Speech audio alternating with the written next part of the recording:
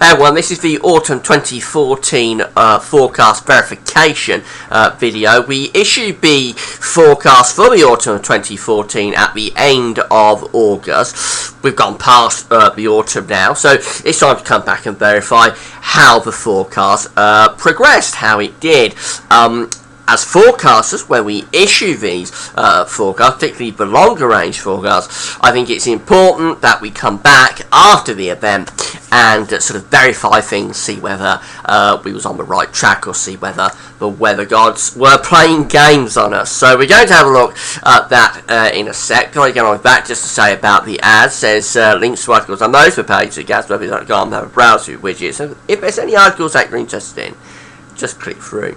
So we're going to start off with the temperature anomaly for the autumn set against 61 to 90. We'll have a look at precipitation, and then we'll go on and have a look at the more relevant temperature average, which is 81 to 2010. The autumn forecast was for near normal temperatures and wetter than average precipitation. There was a very strong signal from the models for the autumn to be much warmer than average, and I went against it, actually. I went against that idea from the models for a warmer than average autumn. Let's see how we did.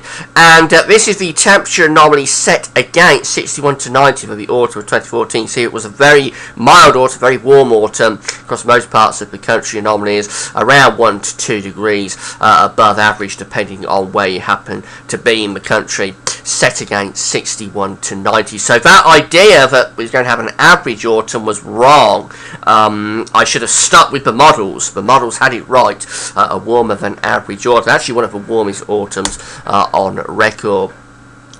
For rainfall set against 61 to 90, it's a little bit more divided. The north and west of the country generally coming out drier than average. The east and south and southeast of the country coming out nearer normal too. In places a little bit wetter than average, and much of that occurs in the south and in the east during November, I think. But overall, probably near normal. Once you average it out for all parts of the country, perhaps average to very slightly drier than average over the sort of landmass of the UK. Certainly not a particularly wet autumn, so that part of the forecast was wrong as well, I'm afraid. So not a great forecast from GasWeatherVids for the autumn of 2014. Have a look at the 81 to 2010 anomaly. This is how it did. Again, it comes out warmer than average. Not quite such a strong deviation, of course, because 81 to 2010 is a warmer anomaly. Anyway, so set against it, not quite such extreme warmth, but nevertheless still coming out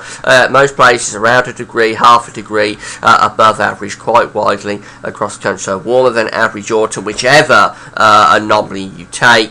And in terms of the rainfall, actually it is even drier, set against 81 to 2010. So that implies that it's probably 81 to 2010, probably a slightly drier anomaly compared to 61 to 90. So not a great forecast from GasWeatherVids for the autumn of 2014. I should have stuck with the models. The models have got it right. I think I sort of overcompensated for the cool August. We had that very cool August. Remains of Hurricane Bertha came through during August, shook things up, shook the pattern up, and gave us our third quarter average month. And I sort of overreacted a little bit I think, as it turned out, that August was just a one-off really, and in September we deviated back to a warm pattern would have dominated the year. So it's definitely a miss, not a hit for the autumn of 2014. But these things happen, and as I say, it's important to forecast, but we don't cherry pick, we don't sort of gloss over when our forecast goes wrong.